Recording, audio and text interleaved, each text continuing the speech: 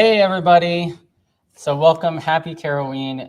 This is our live stream today. We're going to talk all about our event that we're doing today. And yeah, we're just really excited to have everybody join the stream. Let me add in, let me introduce some of my co-hosts. Helen, do you want to introduce yourself today? Hello, I'm Helen. Some of you might have seen me on the previous Kiroween stream. We were talking about the Code with Kiro hackathon, but we also teased a little bit for it. Super excited to be here, super excited to be launching Kiroween and talking about it today to bring you all into it. That's awesome. Let me bring Brian on. Hey, hello. Brian. Hey, how are you? Hi, everyone. You want me to do a quick introduction? Yeah, please. Sure, yeah. So hi, I've been on a couple of these in the past. My name is Brian Beach. I was not able to be there in person today, but I'll be hanging out with both of you and talking through some of the new things that are happening with Kiro and really excited about Kiroween. If there was any day to be here in spirit, yes, this is the day. Yeah. Definitely in spirit. Yeah. My kids would not have been happy if I wasn't here locally for Halloween. So. Yeah, understandably. We do also have a little guest here that we'll bring up once in a while. Very nice. Our little ghost friend. I love it. So while we're here today, so there's a lot happening. I'm super excited. Tell us a little bit about this event and why we're doing a live stream today. Yeah.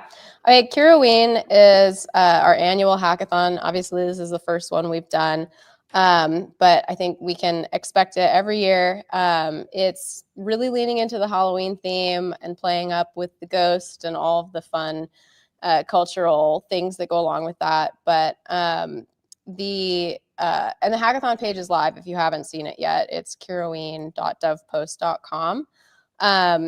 It's meant to just be a really fun platform to help developers get hands-on with Kiro, experience all the cool things you can do with it, with a really fun prompt and creative sort of inspiration behind what you might build. Yeah, that's really cool. And by the way, we are live, so we are looking at the chat. If you have any questions, let us know where you're coming in from in the chat, and we'll try to respond to you. So let's try to, let me see if I can share my tab. Yeah.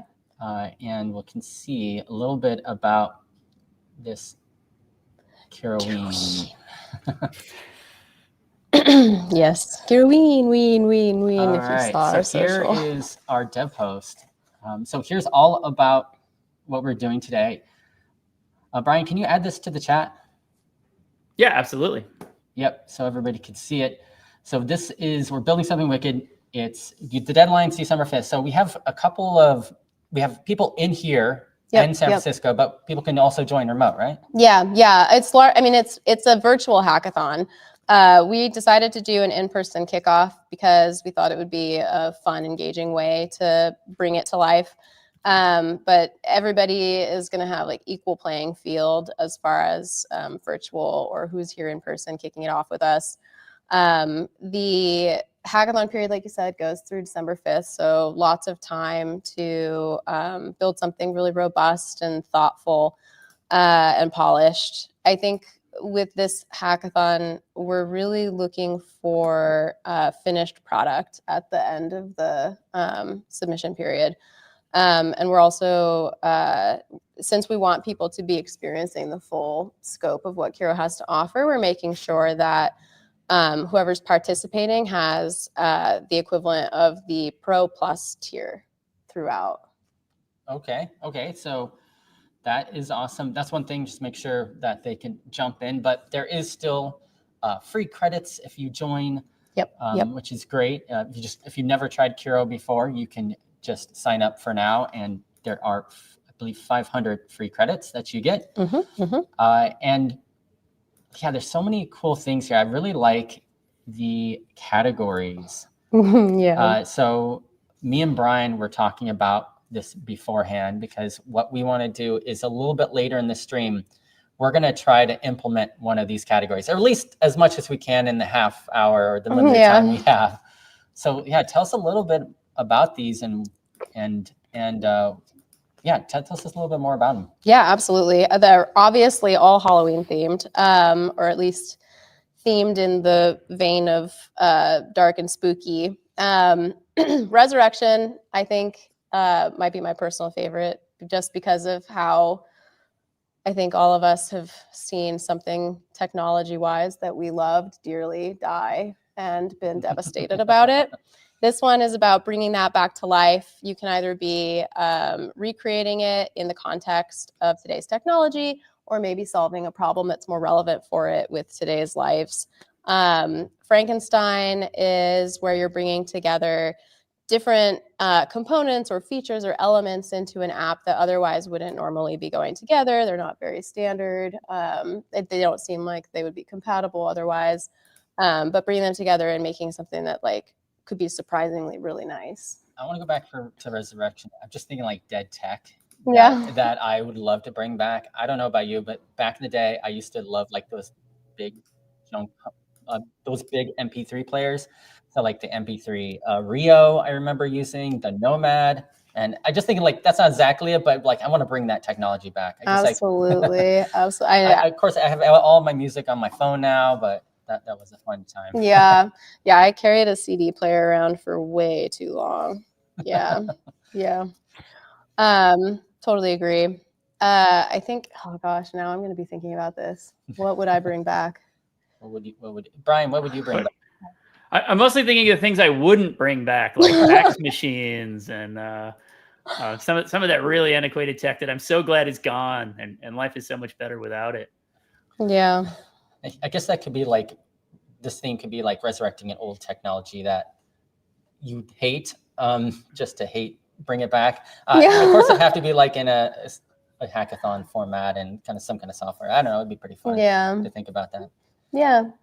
I'd probably do something art-based. Like, I mean, 8-bit's still around and chiptune's still around, but like leaning back into the retro, like paint, OG paint. Yeah, I'll bring back MIDIs.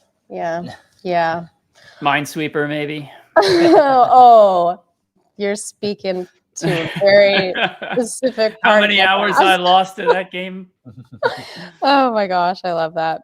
But yeah, so that's Resurrection. Obviously, a lot to dig into there. And then Frankenstein. So 2 things that wouldn't normally go together. Maybe you're bringing paint and Minesweeper together. That would be crazy. Put the wrong color somewhere, it all blows up. Yeah, it actually like blows up. Yeah, right.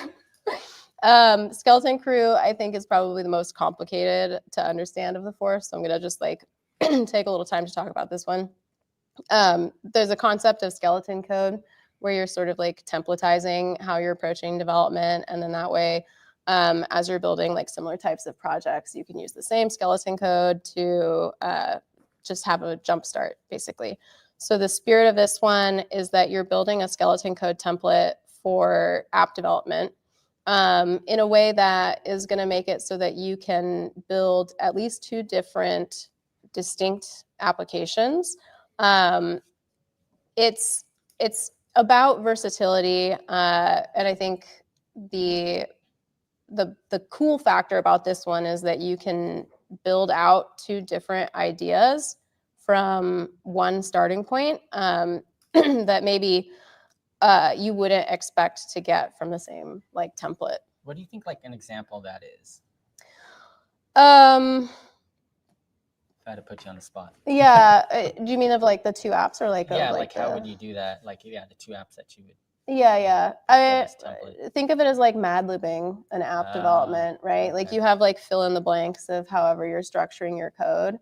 And then those elements are what you're bringing out. So like game development's a really easy one to think about because you have like your little world, and then maybe what you're swapping in and out of your skeleton code template are things like the objects that the players are interacting with in the world, the types of characters, the types of things that they're saying, and you can build like a completely different storyline and experience that way, and objective, but the skeleton code part is all the same.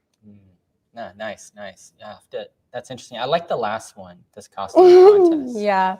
This one, the goal was to make sure that the whole experience, like you could build whatever you want. We don't want to limit you in any way, shape, or form. So this one, you can make an app that does whatever you want for any purpose. The only requirement is that it has to have a spooky design. Ooh, I like that. And I was just playing around with, so I have an app that I've already built a couple days ago for another project. It's a TanStack Start, which is a really fun framework that has been getting some popularity recently. And I'm like, okay, I want to spookify this. So I was using Contact 7 as my MCP server. I'm like using Kiro, hey, can you create a fun spooky environment? And so I was playing around with it, worked pretty well. I was bringing in a bunch of different icon libraries to add in all those funny like Halloween and spooky bats and things like that. So I think that is what I'm going to be doing a little bit later. Kind of hinted at that earlier. What are you going to be doing later, Brian? Similarly, I just asked Kiro to update itself and make itself spooky. And so I'll spend some time with Kiro, asking Kiro to create a Kiro theme to make Kiroween happy, I guess. Can I throw Kiro in there a few more times? More Kiro. But yeah, so I built a theme for Kiro that makes it kind of Halloween, Kiroween themed. And I'll walk through that a little bit. I think this is really cool though, right? These tools make it so easy to do some of these changes. You know, if you've got an application that's being used by the public, and you could easily reskin it on a regular basis with very low effort and make it, hey, it's Halloween. Let's get a Halloween theme on the website today and do that for whatever's happening that day. Yeah, absolutely. I think that's one of my favorite things that I've seen through people's experiences with Kiro is how front-end developers are dabbling in back-end development, back-end developers are dabbling in front-end development. It's just like all sorts of enablement across the board. Yeah, it's so versatile. It just works really well. And then when you throw some MCP servers in, it just has all the information you need to do whatever you want. Yeah. Which is pretty cool. Absolutely. Yeah, man, I wish I could submit something, but I guess I know. Employees not allowed. So there are some questions in the chat about who can join and whether this is in person only or remote. Here, we'll come back to the chat. I'll stop sharing. Yeah, let's read them. It is remote. It's global. It's remote. You can do teams up to 3 people. The full rules are on the dev post page. There's a rules tab that'll talk about like who can be eligible. I think the biggest limitation is that employees can't join and people who are affiliated can't join because there's obviously some what's the word when you conflict. Yeah, you get an advantage. You have an unfair advantage because you have like insider information basically. So I'll look through here. Imperial Tech. Hey, how's it going? Nice. Cool. How do you join the hackathon? I think we just posted it. Yep. Yeah, go check out kiroween.devpost.com. Hit that register button. I will say if you're we haven't talked about credits yet or like the Pro Plus tier. If you're a new user, you've never used Kiro before, you'll get the 500 credits from signing up. You'll have that for the first 30 days. There's that should get you through today. For people who are existing users, I think that it takes like a business day basically for benefits to potentially show up in your account. So keep that in mind, but feel free to like get everything registered. There's no like drawback to hitting register today. Nice. Happy Halloween, Kiroween, excuse me. It appears you've summoned him. The in-person part. The link I believe is shared for the in-person event, not the site you're showing live right now. Oh, okay. Brian, did we post the dev post link? Yes, I did. Okay. So that came later. Yeah, there's a big join hackathon button on there, so you can join that virtually. Yeah. The in-person event is it's just today until 2 p.m. in San Francisco. We're gonna just be here hacking. There's nothing special that's happening beyond like you'll just be in a room with Kiro experts. So you have like hands-on support and stuff and can like hang out with us. And we've got a little bit of swag, but all of the challenge and everything, all the same. There's no like extra prizes or anything like that. And can everyone that's in person there see us? Are they watching this right now? They should be. Excellent. Well, hi, everyone. We'll see. Yeah. Yeah, we found a nice area that we could do this live stream in this office here. Yeah, tucked in the back. A nice view of Market Street in the background. No, this is good. Frankenstein's Arguably Story Resurrection. Man, I saw there was a Netflix Frankenstein movie coming out. Oh man, that looked really good. Yeah, some questions about, is it in person? No, you don't have to be in person. So love to, if you're in the San Francisco area, come on by though. We'd love to have you. We have absolutely food and drinks, and I bought a ton of candy this morning. Yeah, and you said you're gonna have a little bingo, like a trivia. Yeah, I woke up early and I was just really excited and trying to think about like fun things to do, and handing out candy is always fun. But then I was like, maybe we could do like a little bingo card, and people could be like, oh, I did these things of like different things to try with Kiro, and okay, here's a candy. But it's not, yeah, for the people in the room, it's not happening yet. Yeah, don't worry. Just with 10 a.m. probably. Yeah. Yeah. Okay, so another question from Gusto. Do we have to register for the in-person event, occupy one of the 150 spots? No. Mm-mm. Also, it is 150 capacity in the room at any given time, but people can come and go as they please. So definitely don't feel like you're like out of luck. Let's see here. There's lots of other questions. Yeah, I think we've answered all of this stuff.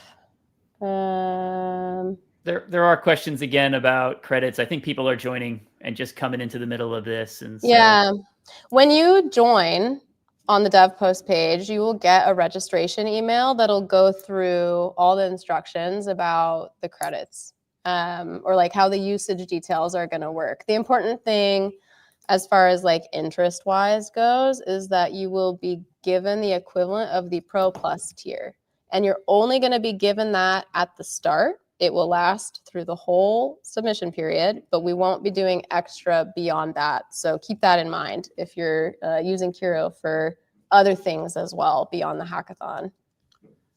Ramsey says, I worked you have an old library for computer vision task transfers and made an MCP server. The one is no longer supported by the creators. So something that fits in the resurrection thing? Yeah, absolutely. I mean, you'll have like fields to fill out when you're doing your submission. You can explain the idea behind your app and like how it fits into the category, how it's addressing that problem.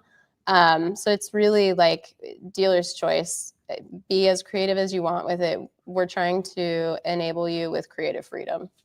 Exactly. And some questions about how to join. Mr. Gusto. Yep.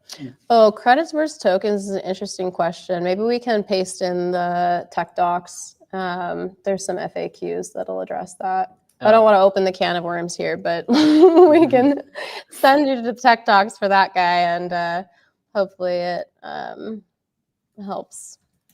Yep. Here's the link again. If you're just joining now, kiroween.devpost.com. I think every time we say Kiroween, he's gonna pop up. That's my new. That's the line. Yeah, to people from all over. Yeah, awesome. That's so exciting. I'm really excited to see like the global component here, because like this is really we want this to be helping everywhere. And the problems that are happening in other parts of the world are so interesting and different. And yeah, it's really cool. That was one of the cool things about Code with Kiro that we talked about on the other live stream. There's a bit of a thread going right now about the vibe versus spec and which one is better. I think I find, and I'll talk about this later when we start demoing a little bit, but I find like I'm sometimes on the fence. So like, hey, let's say I'm maybe later going to build a new theme for Kiro. Like it seems pretty small in scope, and maybe I should just vibe code that. But I started doing that in spec mode, prepping for this a little bit. And it takes you down just a much more mature experience, right? You end up in this place where it's writing a bunch of tests and doing, like, you'll see it started writing tests for, hey, is this going to work well for colorblind people? I mean, that's me, right? I have an issue with kind of red-green colorblindness, but it started building out tests for that and running these different scenarios and doing, like, those are things that you're just never going to get out of that Vibe experience unless you're really pushing it to do it. And a lot of that comes naturally and flows out of the spec experience. So even when you're not sure, like, is this the right thing to do? Try it. And I'm always impressed with what it ends up doing and the path it takes. Absolutely. Yeah. And we're going to have more of that Vibe versus spec on another live stream. Stay tuned. We have a regularly scheduled live stream for Kiro every other week on our Twitch channel, and we stream to all these other channels like LinkedIn and YouTube as well. And then we're going to have a real fun contest where we're going to do Vibe versus spec with a guest. So yeah, check that out. I believe that's November 5th, right? Thank you. Yeah, November 5th, 9 a.m.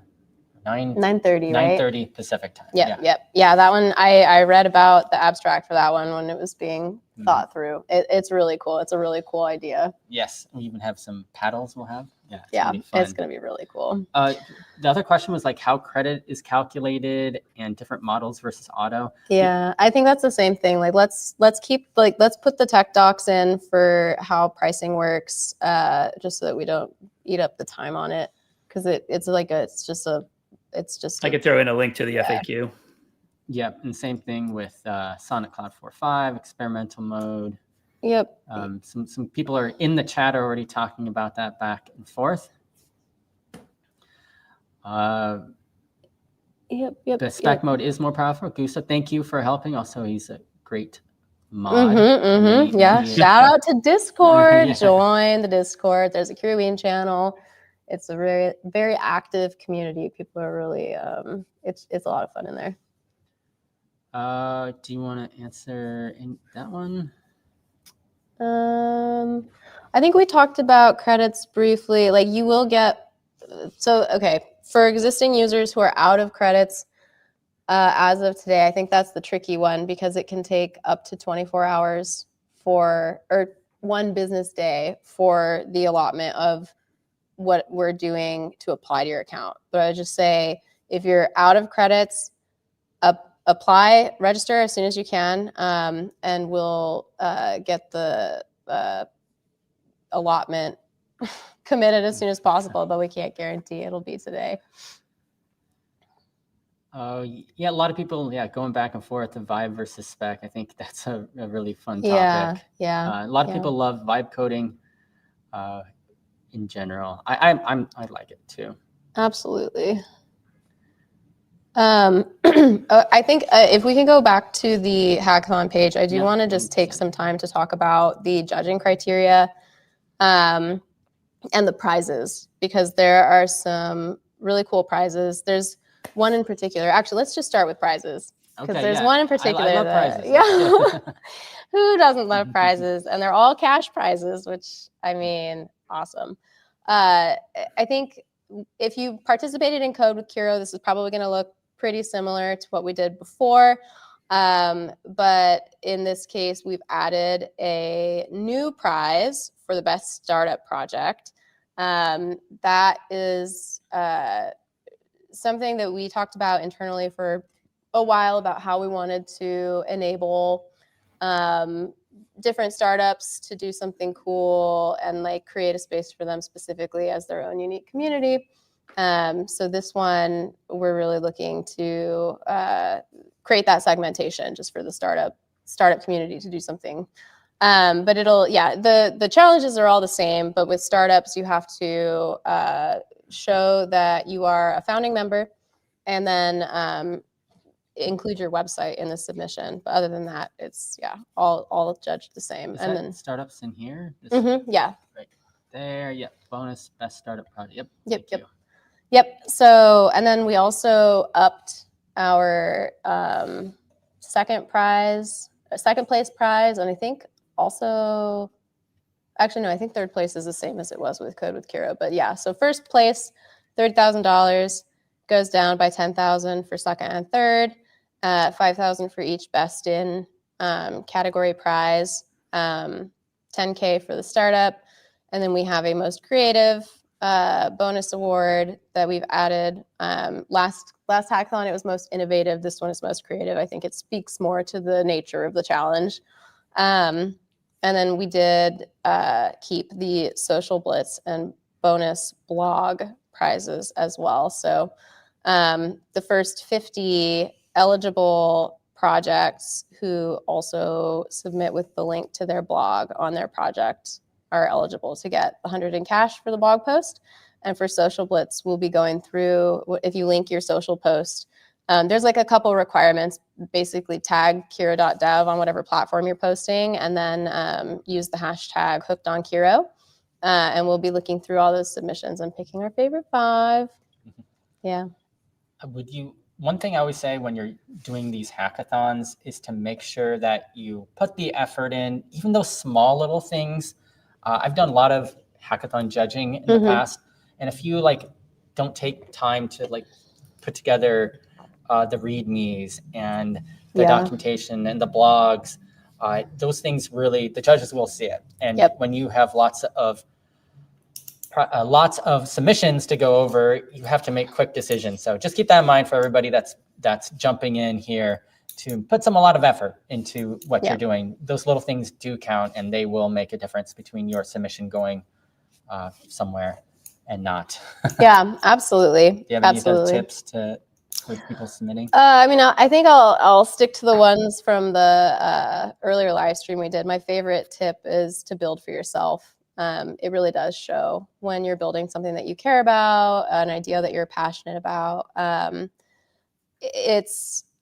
I think that there's a rut that people get stuck in when they're thinking about building for a judge, or what they think people will want to see. It's really not about that for us. It could be the most useless app, but if it means something to you, tell us all about it. And that's what I just choke under pressure. You tell me that I have to do this on the spot, and here are the categories, and then I freeze up. Yeah. Do a Yeti app, frozen tundra. Anyway, but yeah, I think that's the biggest thing, because that does show through. We only have a few more minutes with you, Helen. Is there anything else that you want to kind of go over, and then me and Brian will take it from here? I know you got to help put this in-person hackathon together. The whole Kiroween in-person event. I'm going to go hang out with all y'all. But we do have the judging criteria on here. The landing page is at the bottom. The landing page here has a quick summary of them. If you go to the full rules, there's bullet points of what does this look like? What are some examples of that? And I think the other thing on implementation, we are looking for robust Kiro usage, but if there's a feature that is not something that you're thinking will be useful for the app or whatever, they're not all required or anything like that. It's just that you're just using Kiro to build your app. We want you to be experimenting with different features and capabilities, but if you don't happen to use an MCP server, for example, it's not like you're going to be ineligible or anything. Though, why aren't you using MCP servers? But why aren't you? Also, that might be a good segue into what you guys are going to talk about, because we have a little bit of news on MCP. You're right. So we just released a new version of our Kiro as of, I believe, late yesterday, and we now support remote MCP servers, which is awesome. Yes. Right in the past, you could do sort of remote in Kiro. You had to use this proxy, but now it's fully baked in. It's native to it. And then it kind of has some really nice authentication bonuses too. So you can do this dynamic client registration. I was just trying it with Notion. There will be a blog post and some more information about this later, but you can try it out today if you like, and check that out. Yep. There's a couple other things that that we'll be announcing later as well. If you are interested, I would say Discord is probably where you get the news first, Discord and socials. So if you're not a member of the community yet, join it. And then if you're not following us, that's where we're talking to you. So yes. Yeah. Anyway, all right. Well, it's been really great being here. I think if we want to hand off to you and Brian to start doing your Yeah, let's do it. fun, spooky project idea. I will boogie off to the room and hopefully see you there in a little bit. Yeah, I see you. Yeah. See you. Take care. Yeah, me Awesome. and Brian will thank you for giving us all the information and for putting this event on. Really Of appreciate course. Yeah, no, very, very excited about it. Kiroween, dev post, go register. And yeah, let us know in Discord what you Excellent. think about the challenges. Hey, save me an almond joy. I know that's not a popular opinion for favorite candy, but I do actually have them though. I love an almond joy. So yeah, put one aside I for have me. a theory about just one quick thing before I have a theory about these candy packs as I was going through all of them. They put the one candy that's the worst seller in every single one of these party packs. And Almond Joy is a top pick. You could take them out of all the packs and put them aside for me. Exactly. Perfect. Okay. All right. Well, have a blast, you guys. Bye, everyone. Very good. I don't have a Kiro yet. I know. I got to get one back here behind me. Yeah, I know. Darko on his live streams has the big, humongous Kiro, which is amazing. Yeah. I'll get there. Yes. I mean, it's a fake background, so I guess I could put anything back there. That's fake. It looks really real. Yeah, you'll see it pop occasionally, but yeah, I like it. It's worked out pretty well. Oh, hold on. Okay, so let's 1 second here. I'm gonna turn off this other one. You can still hear me, right, Brian? Absolutely. Yep. All right. Well, we got two things. Probably is we have lots of activity in the chat, so I want to look through that. But what if we? Another thing I want to do is reInvent is coming up, so I want to give a quick shout out to reInvent for a second. So I have. Let me share something. Before we're still going to go into the Kiroween, but I just want to take a little side quest here. I don't know what's coming, so I'm excited. So, do you see it on my screen now, Brian? Yes, I do. Right. So we have reInvents coming around the corner.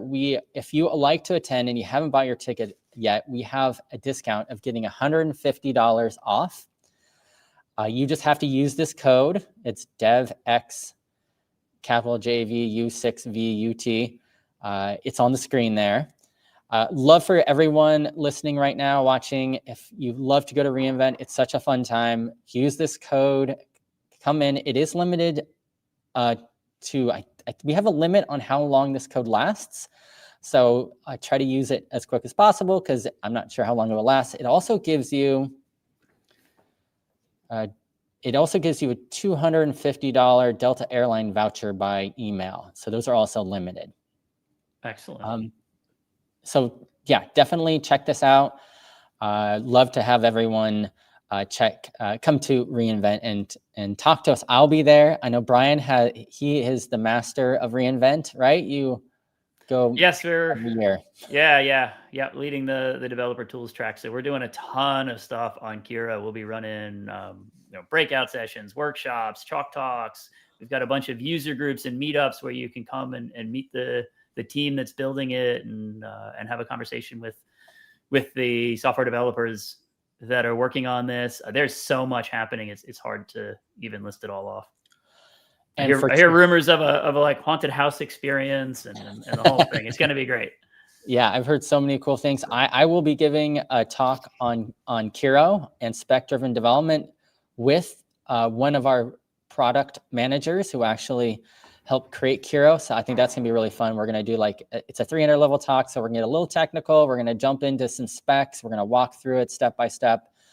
And then I'm also doing another talk using Kiro with MCP servers and Agent Core, which is our new platform to help you host your agents. You can also have memory capabilities, you have gateways. Brian, you've been playing around with that Agent Core a little bit, haven't you? Absolutely. Yeah. It's awesome. I'm on the other side. I have a bunch of sessions coming up. So I'll be doing a session at reInvent based on my blog post that went out last week on kind of how to teach Kiro about custom libraries, custom languages that you have built. And right, a lot of companies have these proprietary internal things that the models aren't trained on. So how do you teach them about that? So I'll be doing a session to dive into that. Oh, that's awesome. All right. So, check out this. If you're watching this on live stream later, just use this code at the bottom and get your $150 off your ticket price. Excellent. I wanted to make sure we got that out because a lot of people don't know. We get a little discount if you're looking to go to reinvent, which I think is a fun experience. Let me check. It's awesome. Did you see anything in the chat you wanted to bring up, Brian? I mean, I'm looking through it right now. A lot of what was kind of follow-ups to things that we've covered earlier. So I think we're in a pretty good place. Let's see here. Yep, I think we're good. Yep, V.50 was the latest drop of it. It's out now. Came out yesterday. Yep, we're moving fast. Yeah. So as Gusta said, just 2 weeks after 0.4s. Yeah. So we're trying to get out as many features as we can. We got so much stuff in the community that we're trying to move fast. There's a couple of requests in here for swag. None of them are for me, even though I regularly ask for swag and don't have any. I think there's a lot coming at reInvent for that. If anyone is at reInvent, I'm sure you will be finding lots of opportunities to collect Kiro swag. 100%. That you could just go around Kiro. I mean, there are people who create blogs and they rate every single piece of swag they get from conferences they go to or in reInvent, and they're like, "This was good." And reInvent's always the one that's really good swag. Yeah. Hey, Eric Johnson, good to see you. He's our partner in the DA world. Hey, gang. Does the hackathon need to be an app? Well, the hackathon, there's some criteria and instructions, but what do you mean not? What would it be other than an app? It has to be like something you would submit and be coded by Kiro. Would be part of the reasons why you want to use it. Okay, how about we jump in now? I think we got through, and love the questions. Keep bringing them. We'll stop occasionally and answer them. And great. Yeah. So Brian, do you want to jump into the category? Yeah, let me share my screen a little bit. I think there's lots of things we could do, but I did mention earlier I've been playing around a little bit with the costume contest concept. And so let me bring up my IDE here. And so what I've been playing with, I was trying to think of a way to make this work. I think there's lots of good ones here, right? Resurrection. My first thoughts are all about the old apps that need to be upgraded, but I tend to do a lot of really, kind of dull work with big enterprise apps, and there's a lot of effort to work on technical debt. I was looking for something just a little bit more exciting, so I started playing with the costume contest and built a theme for Kiro, or let's be honest, Kiro built a theme for Kiro. I did very little here. This is the result, but then I'll also go through the process of creating this here using Spec-driven development. So let's just start with a quick little introduction. So give you a sense of what this looks like. So I asked Kiro, "Hey, are you excited about Kiroween?" And it comes back and says, "Greetings, mortal developers." And he cackles with supernatural delight, and then goes on to talk about how excited Kiro is about this event. I think I said he in there. Is Kiro? Is Kiro he? I put a post out a couple of weeks ago on LinkedIn and referred to Kiro as he, and there's been this long thread on there about whether Kiro is a he or not a he, and they keep going back and forth. So spectral. I'm going to go with he for now, but I don't know the right answer. We'll have to come back. We'll have to come back to that at some point. But so right away, right, you see, first of all, of course, the whole experience has got this Halloween theme to it. And you see Kiro is also responding with this very Halloween themed responses. And of course, to get that started, right, I do have a steering dock here. And if anyone's unfamiliar with this, right, this sort of sets up the rules for how you want Kiro to respond. And so I've given it just a little bit of information about, hey, what is Kiroween and what are we talking about today? And then said, I want you to use a spooky voice with a Halloween themed language and metaphors. And I'm sure you'll see as we develop this that Kiro really leans into this, really embraces it. So it will, won't refer to bugs, and it will probably call those curses or spells or something that have been that are plaguing us. And it's fun to just mess around with it a little bit. So with that, let me maybe jump in a little bit and just start playing around. So I'm going to start a new session. I mentioned this earlier. I know some people have been coming and going. I'm going to go and do this very simple task of creating a new theme, right? So, hey, we're doing a demo for Halloween. I'd like to create a theme. Let's create both a color theme and an icon theme. If you're not familiar with these, right, the color theme is setting up, as the name implies, all the colors for the IDE. And the icon theme is changing out the icons for different file types. And this one's really simple. It just, all the folders become ghosts and all the files become pumpkins. But it doesn't have to be, right? It could be a lot more detailed. And so, I don't know, Eric, what's your first thought on this? Would you go vibe or spec here? Yeah, that's a good call. I could see it being either, but maybe vibe. Just yeah. So I was saying earlier, right? I kind of went back and forth with this myself. A theme in the end is little more than just a JSON file that sets up a bunch of colors, and we add a couple icons in to do the icon piece of it, but it's not complicated. I was on the fence too, and so I was like, hey, we're gonna do this as we're gonna do this in this live stream. I should probably embrace the spec mode, and I was really impressed with what it did in spec mode. I'll jump ahead at some point and kind of show you the end result of this. It does take a little longer, of course, if you go this route and build out and actually spend a little time planning, not surprisingly, but you get much better results in the end. Some of the tests that it started building were really cool. So interesting, it pretty aggressively jumps right into my home folder and starts building this this theme right where it belongs. But it will go through, and the first thing it's going to do is start setting up the going in and going through the process of creating requirements for me. And I think what really sort of amazed me about this was, in the end, some of the tests that it put together were really cool. And I mentioned this earlier. I'll bring up the finished product and kind of show you what this looks like. But many of the tests that this isn't something that would normally have a unit test, but it started putting together all these color combination tests and kind of running simulations on color contrast between the different colors that as they were going to appear next to each other, and how would this look, and would there be enough contrast? Would this be good for colorblind viewers and stuff like that? So it was super cool. I can build this out in the background a little bit. Actually, watching me go through the process isn't terribly exciting. So if you want, we can switch over. Really... I know you have an app too. Yeah, no, that's really cool. I love it how so the theme you were showing us there was already the theme that it created, right? I'm kind of recreating the theme that I'm using. I'll bring up now. I can bring up the final version of it to show you what it actually looked like, and what that process looked like. I can jump into my app real quick. Yeah, absolutely. Go ahead. If I can share it. Let's see here. Is it still running? I'm going to. I don't think I have it running. And let me share the screen. So many tabs. Let's see, share screen.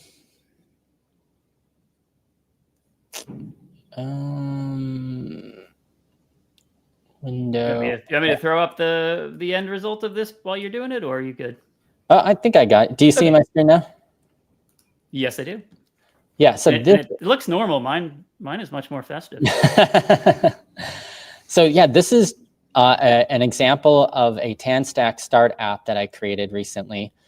And I have a index file here. So TanStack Start, if you don't know, it's a framework from the TanStack people, and it has a lot of cool features. It's client first, it's not server first. It's a TypeScript, JavaScript framework, similar to like Next.js. It has React components in it. And I created this app just a few days ago to test out. Kiro actually created a spec document while I was doing it.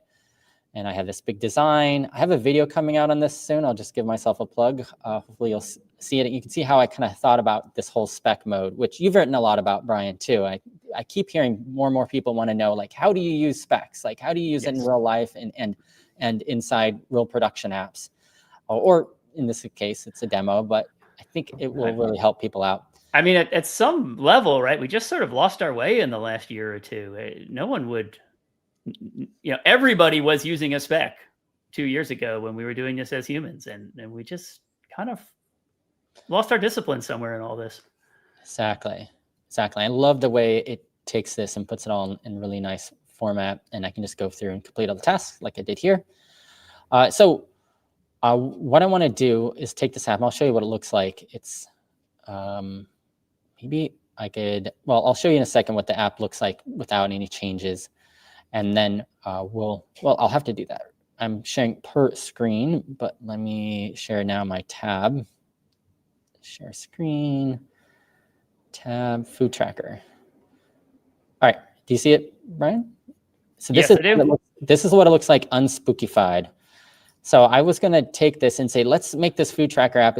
It uses a Docker container, has Postgres, uses Drizzle, and it has all these entries in here, and we can add entries, basically a CRUD app. And I wanted to try to see, like, what's if we make this a little spooky to make it a little more interesting. So let's go back into Kiro. And I know we only have time is flying quick.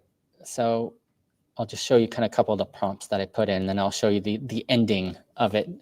So I put in using context 7, that's the MCP server that I'm using. And I'll use Vibe just for make this a little more quicker. Spookify this app, and then use a spooky icon set with bats and, I don't know, pumpkins. What else is in this world? Bats, pumpkins.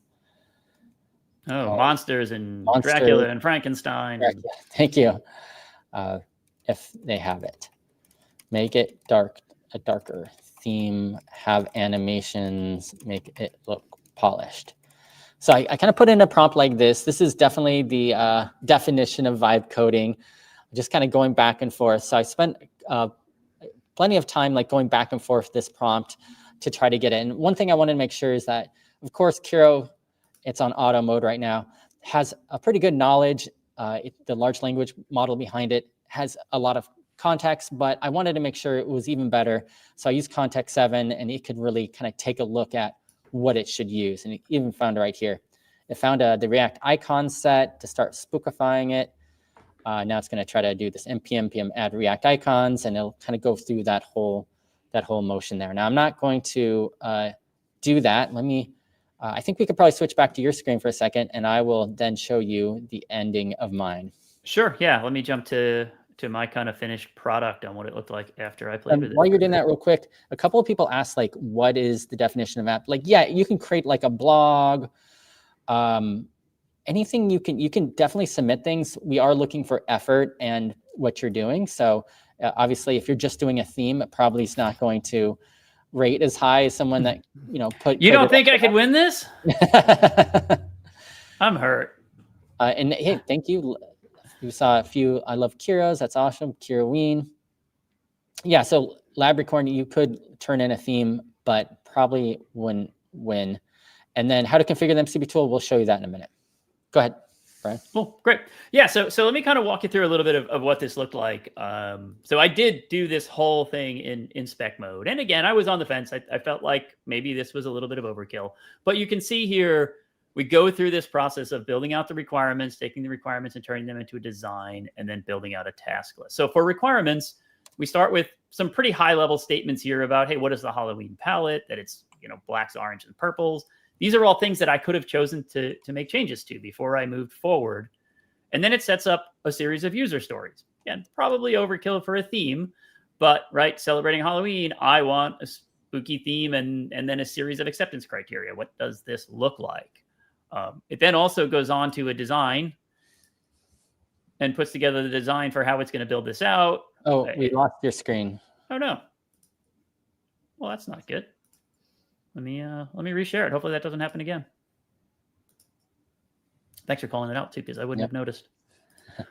There we go. Hopefully that'll stick. Yeah. Right. So it puts together this whole structure for what is this going to look like, and then lays out the different colors that it's going to use in the theme, and a ton of detail here, so I can really get a good sense of what I'm building before I actually start writing code and end up with a bunch of technical debt that I have to go fix later as I'm making all these corrections. And then finally, you can see here's the implementation plan, where it first sets up the structure and then starts building out the pieces of my theme. And I mentioned before, the parts that I thought were really interesting to me was that it went above and beyond any of my expectations, and definitely not something I asked for here, and started laying out these color contrast compliance tests, building out tests for color blindness in here. And really, I don't think that I would have been able to tell you a good test for a theme had I been doing this on my own. And you can see it, it started building out these scripts and scripting out these, it wrote these Python scripts to handle the colorblind tests and the contrast tests to look at them. And you can even see it kind of working through that a little bit, where it goes through, this is the color contrast test that it's running. And it says, oh, beware. I've got this steering file in there to say, hey, be very, very spooky and Halloween-like. And I've discovered some cursed color combinations that need exorcism. Let me fix these accessibility issues. And then it goes through and makes changes and iteratively runs this, just like I would be iteratively running unit tests for a more traditional app, and kind of walks through that process to fix them. So I thought this was super cool. I was on the fence at the beginning and really felt like this was the right way to go in the end. Can you bump up the font size a little bit? Someone's asking. Oh yeah, of course. All right, so hopefully that's readable. Although for the most part, that's kind of give you a sense of what's here. And in the end, just to show you what it creates, right? It puts together this whole theme. In fact, in this case, I've even got some other icons that I'm not using at the moment, but it went and built out all these different icons for different file types that match the theme. So that's pretty amazing what it's able to do. Yeah. It created all those icons too. Wow. Yeah. It just creates all this stuff from scratch. Every day I use these tools, and every day my mind is blown. Wow. Yeah, that's so cool. So I leave all the defaults in VS Code. I have lots of themes that I like, but they don't really change. I've never had one that changed the icons like that. That's pretty cool. Just you know what you can do. I bet you could even be like, create a special spooky SVG icon, and maybe all the SVG icons, and maybe create a different one for MDs and to make it even better. That's nice. A couple of questions. Oh, people Gusto's asking, is there a highest chance to win category? I don't think I have the answer to that. I think it's pretty broad. I would make sure that, like I said, put in the details, make sure it's something you understand well, and work on it. Put a lot of effort, I would say. Oh, and yes, there is the new one-click MCP, but we'll come back to that. Cool. That looked really neat, Brian. And that how long did that take you? It probably took maybe 20 minutes to walk through the process. I admittedly should have spent a little bit more time. And, and I think, if you're going through spec-driven development and you're not actually taking time to review the specs and really digging into them and iterating a little bit on it, then are you really doing spec-driven dev? Maybe not. But I should have probably spent a couple hours on it and really thought through the color schemes and stuff. But I was just pushing through. It's okay. All right, let me show you mine. We are winding things down. Okay, I try to be like over the top. That right here is a React component with an SVG that just kind of moves around the screen. I asked it to create a bunch of them, and then all of a sudden my browser literally stopped working. It was like working as slow as it could be. So I had to dial it down to have less things on the screen. You can see here it has hunt. I also asked it to do a lot of animations. So you can see the haunted food tracker. Things are moving around. We have crystal ball. Everything is is very animated. Looks awesome. Yeah, they did a really good job. Kiro did, that is. I even added like more animations on this side. I'm going to go into the haunted pantry. So now kind of that same theme as before with the spooky food tracker, track your haunted meals and ghostly treats. And yeah, you could see here, it even changed all the text, like enter spooky food name, spooky creation, organic bananas. Yeah. These are all the same names, but of course now we have icons everywhere. Yeah, I really liked it. This literally took probably also like 10, 15 minutes, just kind of vibe coding it back and forth. So yeah, I'm happy with that. I think it looks great. And I mean, if I really owned a website, there's a lot of value in being able to quickly reskin things and theme them for an event or for a holiday. And the nice thing too, since it's using, this React framework, everything's componentized. It's pretty well done code, so I can even modify it even more if I need to, and maybe even make it into its own package. I mean, there's a lot of possibilities here. I can refactor it using Kiro or just leaving it as it is. How is the animation coming? I think it's all CSS animations.